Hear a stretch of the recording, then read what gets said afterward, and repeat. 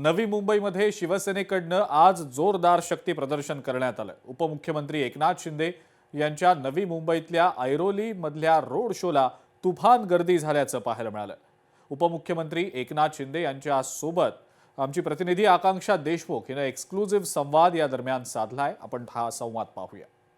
शिवसेनेच्या वतीने जोरदार शक्ती प्रदर्शन पाहायला मिळत आहे। उपमुख्यमंत्री एकनाथ शिंदे यांच्या नेतृत्वात रोड शोचं आयोजन केलेलं आहे आणि आपण पाहू शकतो की मोठ्या प्रमाणात ही जी गर्दी आपल्याला पाहायला मिळते, मोठ्या प्रमाणात शिवसैनिक आहेत एकनाथ शिंदे यांना पाठिंबा देण्यासाठी, त्यांच्या उमेदवाराला पाठिंबा देण्यासाठी शक्ती प्रदर्शन पाहायला मिळत आहे। आपल्यासोबत सध्या एकनाथ शिंदे सर आहेत, आपण सरांकडे जाणून घेऊया।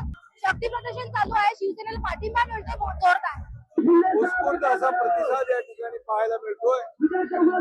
भगवं वादळ या ठिकाणी अतिशय चांगला माहोल या ठिकाणी लोकांमध्ये उत्सुकता आहे। लाडक्या बहिणी प्रचंड उत्सुक आहे। या निवडणुकीत देखील लाडक्या बहिणी चमत्कार घडवतील आणि लाडक्या भावाला धनुष्य बाणाला मतदान करतील हा विश्वास या ठिकाणी आहे। महायुती तुटल्यानंतर प्रचंड प्रतिसाद आता शिवसेनेला मिळतोय, कुठेतरी निकाल आता जाहीर होईल काय? शिवसेना काम करते। शिवसेनेने यापूर्वी गरजेप्रमाणे लक्षात ठेवा, धनुष्यबाण या चिन्हासमोरून बटन दाबून आणि म्हणून शिवसेनेचा सर्व घर देण्याचं काम, हक्काचं घर देण्याचं काम या ठिकाणी शिवसेना करेल हा विश्वास लोकांमध्ये आहे।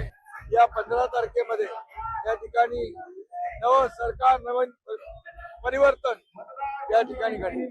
त्यामुळे येणाऱ्या 15 तारखेला नव्या मुंबईवर शिवसेनेचा भगवा अडकल्याशिवाय राहणार नाही। नवी मुंबई महानगरपालिकेवर फक्त शिवसेनेचा भगवा फडकल्याशिवाय राहणार नाही असं वक्तव्य देखील उपमुख्यमंत्री एकनाथ शिंदे यांनी केले। त्यामुळे आता निकाल काय लागतो हेच पाहणं तितकं महत्त्वाचं असेल।